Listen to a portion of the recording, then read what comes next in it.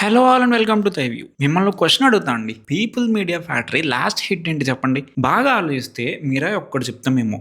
ఇప్పుడు ఇంకో క్వశ్చన్ అడుగుతా. People media factory last flop ఏంటి చెప్పండి? చాలా సినిమాల మైండ్లోకి వచ్చేస్తాయి. హిట్స్ అండ్ ఫ్లాప్స్ ప్రతి ఒక్కరికి వస్తాయి. కానీ పీపుల్ మీడియా ఫ్యాక్టరీకి మాత్రం ఈ ప్యాటర్న్ లో ఫ్లాప్సే ఎక్కువ ఉన్నాయి. ఎంతలా అంటే ఆల్మోస్ట్ 90% ఫ్లాప్సే ఉన్నాయి. రాజాసాబ్ మూవీకి అయితే ఆల్మోస్ట్ 100+ crores లాస్ వచ్చిందని అంటున్నారు. పీపుల్ మీడియా వాళ్ళకి వికీపీడియా పేజ్ లేదు. వాళ్ళ వెబ్సైట్ ఓపెన్ చేసి చూడండి. మూవీస్ ట్యాబ్ లో వాళ్ళు ప్రొడ్యూస్, కో-ప్రొడ్యూస్ అండ్ డిస్ట్రిబ్యూట్ చేసిన మూవీస్ లిస్ట్ వచ్చేస్తుంది. నేను సర్ప్రైజ్ అయిన థింగ్ ఏంటంటే వీటిల్లో కొన్ని మంచి సినిమాలు ఉన్నాయి, కొన్ని సినిమాలు ఎగ్జిక్యూషన్ లో ఫెయిల్ అయిన ఐడియాస్ బాగున్నాయి. కానీ sadly majority of the movies మాత్రం స్ట్రైట్ అప్ అవుట్ డేటెడ్ అని మనం చెప్పేయచ్చు. అసలే తక్కువ సక్సెస్ రేట్ ఉన్న ఇండస్ట్రీలో అంతకన్నా తక్కువ సక్సెస్ రేట్ వచ్చే పీపుల్ మీడియా ఫ్యాక్టరీ ఎందుకైంది? అసలు what went wrong with people media factory? The beginning. People media ఫ్యాక్టరీని 2017లో TG Vishwaprasad and Subrahmanya Kuchibhotla partners గా ఉంటూ ఎస్టాబ్లిష్ చేశారు. ఇది సియాటల్ బేస్డ్ ప్రొడక్షన్ హౌస్. యూఎస్ఏలో స్టార్ట్ చేశారు. మెయిన్ విజన్ ఏంటి అంటే మోడర్న్ టెక్నాలజీని ఎక్కువ యూజ్ చేస్తూ మూవీస్ తీయడం, ప్రీ అండ్ పోస్ట్ ప్రొడక్షన్ లో ఈ టెక్ ని యూజ్ చేస్తూ ఇన్నోవేషన్ తీసుకురావడం. పిఎంఎఫ్ కి parent company people tech group. ఇది సియాటల్ లో ఉన్న టెక్ కంపెనీ. అక్కడ సక్సెస్ అవడంతో ప్రొడక్షన్ లోకి దిగారు. ఒక కార్పొరేట్ స్టైల్ ఆఫ్ మేనేజ్మెంట్ ని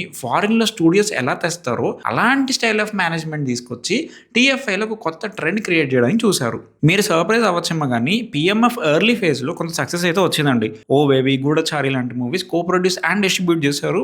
ఇదే టైంలో వైఫ్ ఆఫ్ రామ్ లాంటి ఎక్స్పెరిమెంటల్ ఫిల్మ్స్ కూడా ట్రై చేశారు. కానీ ఆ తర్వాత పెద్ద సక్సెస్ అయితే రాలేదు. మధ్యలో రాజరాజ చోరా, కార్తికేయ 2 ఇలాంటి మూవీస్ వచ్చినాయి. ఓవరాల్ సక్సెస్ పర్సెంట్ లో మాత్రం మార్పు అయితే రాలేదు. ధమాకా లాంటి మూవీస్ పడినా కూడా అక్కడి నుంచి మొత్తం ఒక స్ట్రింగ్ ఆఫ్ ఫ్లాప్సే వచ్చినాయి. ధమాకాయ వాళ్ళ లాస్ట్ హిట్, మిరాయ్ వచ్చేదాకా ఈ గ్యాప్ లో ఆల్మోస్ట్ 9 మూవీస్ ఫ్లాప్ అయినాయి. పోనీ మిరాయ్ హిట్ తర్వాత వాళ్ళ అదృష్టం ఏమైనా మారిందా అంటే అది కూడా లేదు. మళ్ళీ ఫ్లాప్స్ డెలివర్ చేశారు. కానీ అసలు ఇన్ని ఫ్లాప్స్ ఎందుకు వస్తున్నాయి? Leadership and management. ఏ ఆర్గనైజేషన్ కైనా విజన్ ఉన్న లీడర్షిప్ ఉండాలి. కానీ పిఎంఎఫ్ కి సంహో ఈ విజన్ లోనే ఇష్యూ ఉంది అనిపిస్తుంది. ప్రొడక్షన్ హౌస్ నేమ్ చూడండి, పీపుల్ మీడియా ఫ్యాక్టరీ.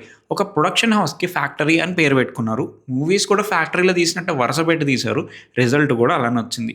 ఈ ఫ్యాక్టరీ స్టైల్ ఆఫ్ ప్రొడక్షన్ అనేది వేరే వాటికి సెట్ అవుద్దేమో కానీ మూవీ ఇండస్ట్రీకి కాదండి. నా పాయింట్ నేనే కాంట్రడిక్ట్ చేసుకుంటున్నా అనిపించవచ్చు. Let me explain. Hollywood studios ఎలా ఫంక్షన్ అవుతాయి అంటే స్టూడియో హెడ్ ఉంటాడు. ప్రాజెక్ట్స్ ఓకే చేయాలా వద్దా అనేది ఫైనల్ డెసిషన్ ఈయన తీసుకుంటాడు. తర్వాత స్టూడియో ఎగ్జిక్యూటివ్స్ ఉంటారు. వీళ్ళు రైటర్స్ దగ్గర స్క్రిప్ట్ చదివి వాళ్ళు ఏం ఎక్స్పెక్ట్ చేస్తున్నారో చేంజెస్ చెప్పడం, అలానే ఈ స్క్రిప్ట్ కి ఏ డైరెక్టర్ సూట్ అవుతాడో చూడడం, ఇలాంటివి చేస్తారు. ఇవి కాక క్రియేటివ్ హెడ్ అని, మార్కెటింగ్ హెడ్ అని ఒక్కో డిపార్ట్మెంట్ కి ఒక్కో హెడ్ ఉంటారు. హాలీవుడ్ లో కూడా అసెంబ్లీ లైన్ స్ట్రక్చర్ ఉన్న ఎగ్జిక్యూటివ్స్ మంచోళ్ళు ఉంటే మూవీస్ లో పర్సనాలిటీ అనేది అలానే ఉంటుంది. ఒకవేళ ఎగ్జిక్యూటివ్స్ బ్యాడ్ ఉంటే జనరిక్ మూవీస్ వస్తాయి. నా డౌట్ ఏంటి అంటే పిఎంఎఫ్ లో ఎగ్జిక్యూటివ్స్ ఎవరు ఉన్నారు? ఉంటే వాళ్ళు బ్యాడ్ ఉన్నారు, గుడ్ ఉన్నారు. ఒకవేళ వాళ్ళు బ్యాడ్ ప్రాజెక్ట్స్ తీసుకొస్తే ఒక పాయింట్ తర్వాత వాళ్ళని తీసేసి వేరే వాళ్ళని పెట్టుకున్నారా?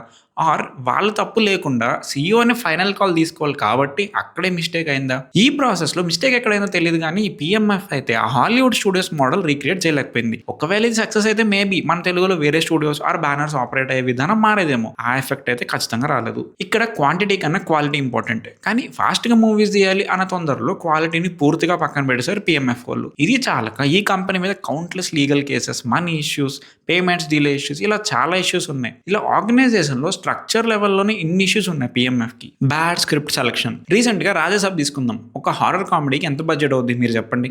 ఎంత వద్దన్న ఒక 50-60 crores. ఎందుకంటే హారర్స్ అన్ని మోస్ట్లీ ఒక బిల్డింగ్లోనే అయిపోతాయి కదా. So 50-60 make sense. సరే పోనీ ప్రభాస్ లాంటి స్టార్ ఉన్నారు కాబట్టి 100 crores. కానీ రాజాసాబ్కి ఎంత అయింది? 400 crores దాకా అయింది. అసలు ఇండస్ట్రీలో లేని వాళ్ళని అడిగినా కూడా ఒక హారర్ కామెడీకి 400 crores అంటే అనవసరమనే చెప్తారు. కానీ పిఎంఎఫ్ వాళ్ళు దీనికి అంత పెట్టేశారు. ఇప్పుడు మిస్టర్ బచ్చన్ తీసుకుందాం. ఈ మూవీకి 70 crores అయింది. సగం సినిమా ఇంట్లోనే అయిపోద్ది. మిగతా మూవీ ఆ ఊర్లో కొన్ని ప్లేసెస్లో సెటిల్ అయిపోద్ది. డెఫినెట్ 70 crores అనేది ఓవర్ బడ్జెటే. సరే పోనీ 70 crores వేసుకున్నా కూడా మిస్టర్ బచ్చన్ ఒక అవుట్డేటెడ్ కమర్షియల్ సినిమా అనేది ఎవరిని అడిగినా చెప్తారు. ఆ స్క్రిప్ట్ చూస్తేనే అర్థమైపోద్ది ఈ మూవీ ఇంకా 2010s లో ఎలా తీశారు అదే ఫార్మాట్ లో ఉంటుంది అని. అగైన్ ఫార్మాట్ రాంగ్ అనట్లేదు, 2024లో అది వర్క్ అవ్వదు అంటున్నా. కానీ పిఎంఎఫ్ అప్డేట్ అవ్వలేదు, తెలుసు కదా. ఆల్రెడీ ఇంట్లో ఇల్లాలు, వంటింట్లో ప్రియురాలు లాంటి కాన్సెప్ట్ ని మోడర్న్ ఆడియన్స్ కి చెప్పడానికి చూసారు. ఇదర్ కామెడీ అన్న వర్క్ అవ్వాలి లేదా డ్రామా అన్న వర్క్ అవ్వాలి. ఈ మూవీలో 2 50-50 ఉంటాయి. స్క్రిప్ట్ లో చేంజెస్ చేసాం, మూవీ టీమ్ వాళ్ళు చెప్పారు. విజన్ బ్యాక్ చేయకుండా చేంజెస్ చేస్తే ఇలాంటి స్టోరీస్ వర్క్ అవ్వవు. కానీ somehow PMF didn't care that much. Mowgli movie తీసుకుందాం. అగైన్ స్టోరీలో చాలా ప్లాట్ హోల్స్ ఉంటాయి, చాలా లాజికల్ మిస్ అవుతాం. టేకింగ్ కూడా చాలా మెలో డ్రామాటిక్ గా ఉంటుంది. మీరు అనొచ్చు ఈ స్టైల్ నచ్చే వాళ్ళు కూడా ఉండొచ్చు కదా అని.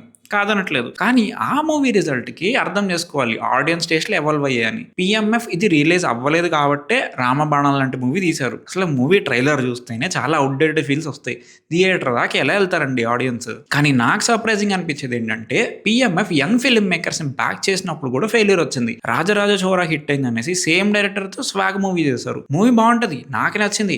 కానీ ఆడియన్స్ చాలా మందికి ఎక్కలేదు. ప్రీచ్ అయిందన్నారు. Trying too many things at once అన్నారు. ఎలా చూసుకున్నా కూడా ఒక క్లారిటీ అయితే మిస్ అయింది మూవీలో అని చాలా మంది ఫీల్ అయ్యారు. బబుల్ గమ్ మూవీ తీసుకుందాం. ఇది కూడా జెన్జీ రిలేట్ అయ్యే టాపిక్కే. అండ్ ఈ సినిమా ఇంటర్వెల్ సీన్ అయితే చాలా బాగుంటుందండి. కానీ సమ్హౌ మూవీ వెళ్లే కొద్దీ ఎనర్జీ తగ్గుతుంది. ఇంకా ఆ క్లైమాక్స్ అయితే చాలా మందికి నచ్చలేదు. అగైన్ పర్సనలీ నాకు నచ్చింది ఆ క్లైమాక్స్. కొంచెం కొత్తగా ఉంటుంది. కానీ డైరెక్టర్ దానికి ఫుల్గా ప్రిపేర్ చేయలేదేమో ఆడియన్స్ని అనిపిస్తుంది ఆ ఫీడ్బ్యాక్ అంతా విన్నాక. Costly misses. Medium or small movies misfire అయినా కూడా బిగ్ బడ్జెట్ కరెక్ట్గా వర్క్ అయితే సమ్హౌ మేనేజ్ చేసేయచ్చు. మైత్రి వాళ్ళకి అదే ప్లస్ అవుతుంది. సమ్హౌ పెద్ద సినిమాలు హిట్స్ కూడా వేస్తారు. సో స్మాల్వి ఫెయిల్ అయినా కూడా ఎఫెక్ట్ పడదు. కానీ అక్కడ కూడా లాస్ వస్తే ఎస్కేప్ అయ్యే ఛాన్సే ఉండదు. పిఎంఎఫ్కి ఎగ్జాక్ట్లీ అదైంది. ఆల్రెడీ రాజాసాబ్కి అట్లీస్ట్ 100 crores లాస్ వచ్చిందని చెప్పుకున్నాం కదా. కానీ ఇది అవుట్లేయర్ కాదు, ట్రెండ్లో ఒక part. PMF big movies track record చూద్దాం. ఆదిపురుష్ డిస్ట్రిబ్యూషన్కి హోల్సేల్ రైట్స్ తీసుకున్నారు. తెలుగు వర్షన్ మొత్తానికి 170 crores తీసుకున్నారు. అగైన్ ఆన్ పేపర్ ఇది సేఫ్ బెట్ లానే అనిపిస్తుందేమో. ప్రభాస్ మూవీ, రామాయణం రిస్క్ తక్కువ అనిపిస్తుంది. కానీ ఆ ట్రైలర్ చూసాకైనా అర్థం అవ్వాలి కదండి ఏదో తేడా ఇరుకుమే అని. అయినా కొనేశారు. తర్వాత దీని సబ్ డిస్ట్రిబ్యూషన్కి వేరే వాళ్ళకి ఇచ్చారనుకోండి, స్టిల్ అప్పటికి కూడా 50 to 70 crores లాస్లోనే ఉంది. బ్రో మూవీ తీసుకుందాం. స్ట్రాంగ్ ఓపెనింగ్ వచ్చినా కూడా ఆ తర్వాత మిక్స్డ్ టాక్ వచ్చి మూవీ స్లో డౌన్ అయింది. ఫైనల్ రన్ అయ్యేసరికి at least 20 to 30 crores approximately loss వచ్చింది. అగైన్ వేరే మూవీస్ హిట్ అయి ఉంటే ఇది పెద్దగా అనిపించదు. కానీ వేరే వర్క్ అవ్వకపోవడం వల్ల ప్రతి లాస్ చాలా ఎక్కువ ఎఫెక్ట్ చూపించింది. కానీ సర్ప్రైజింగ్లీ మిరాయ్ మూవీతో హిట్ కొట్టేశారు. దీనికి అరౌండ్ 60 crores బడ్జెట్ అయింది. బట్ ఆ బడ్జెట్ కి చాలా పెద్ద హిట్ అయింది. ఇదెందుకు అంటే పిఎంఎఫ్ ఇక్కడ ఆడియన్స్ పల్స్ పట్టారండి. ట్రెండ్ కి తగ్గట్టు వెళ్ళారు. అవుట్డేటెడ్ స్టోరీస్ కాకుండా ప్రెసెంట్ ఆడియన్స్ కి ఏం ఇంట్రెస్ట్ ఉన్నాయో, ఏం ట్రెండ్ లో ఉన్నాయో అలాంటి స్టోరీయే తీశారు. పైగా హనుమాన్ లాంటి ప్రాజెక్ట్ తర్వాత తేజ సజ్జా సిమిలర్ జోనర్ అనేసరికి ఆ పాజిటివ్ ఫ్యాక్టర్ కూడా యాడ్ అయింది. మంచు మనోజ్ విలన్ అనేది ఇంకొక ఎక్స్ ఫ్యాక్టర్. ఇలా మొత్తం అన్ని బాక్స్లు టిక్ కొట్టారు కాబట్టి మూవీకి మిక్స్డ్ రివ్యూస్ వచ్చినా కూడా తట్టుకుంది, హిట్ అయింది. Operational issues.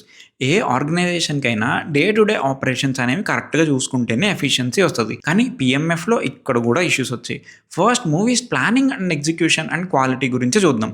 ఆడియన్స్లో పర్సెప్షన్ ఏంటి అంటే పిఎంఎఫ్ వాళ్ళ సినిమా అంటే చాలా బ్యాడ్ ప్రొడక్షన్ వాల్యూస్ ఉంటాయని, సెట్స్ అని ఈజీగా అర్థమైపోద్ది, క్వాలిటీ చాలా తక్కువ ఉంటుంది, ఇది చాలా అన్నట్టు చాలా అవుట్డేటెడ్ స్క్రిప్ట్స్ అన్ని గ్రీన్ లైట్ చేస్తారు. రాజాసాబ్ అయితే ఆల్మోస్ట్ 1 hour ఫుటేజ్ డిలీట్ చేశారంట. దానికైనా కాస్ట్ అంతా వేస్ట్ అయినట్టే కదా. సినిమా మధ్యలో విఎఫ్ఎక్స్ వల్ల మార్చేశారు. దానికి వాళ్ళు ఇచ్చిన రీజన్స్ ఉన్నాయి.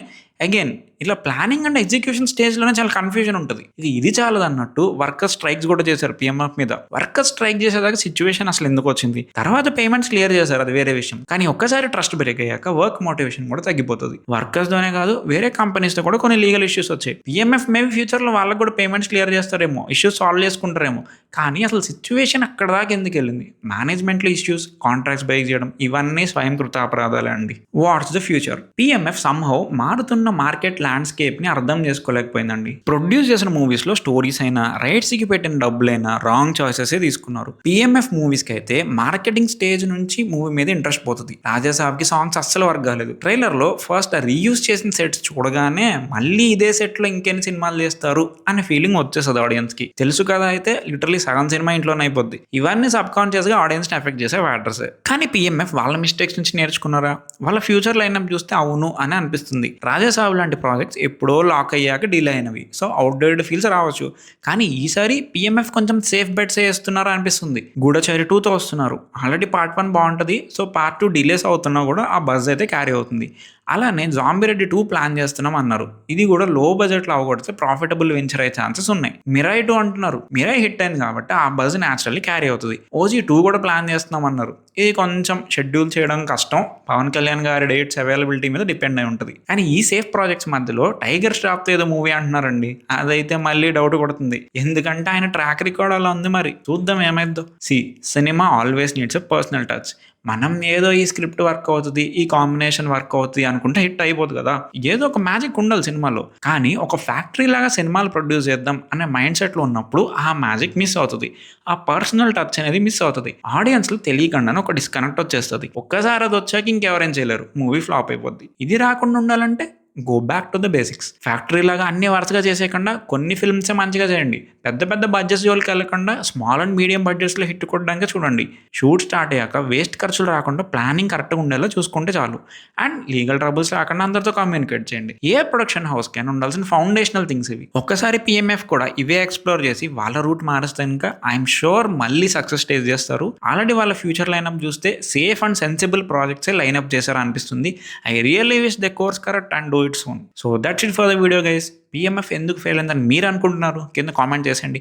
అలానే ఈ వీడియో మీకు నచ్చినట్టయితే please like, share and subscribe. మరిన్ని వీడియోస్తో మీ ముందుకు వచ్చేస్తాం. Until then keep watching thy view.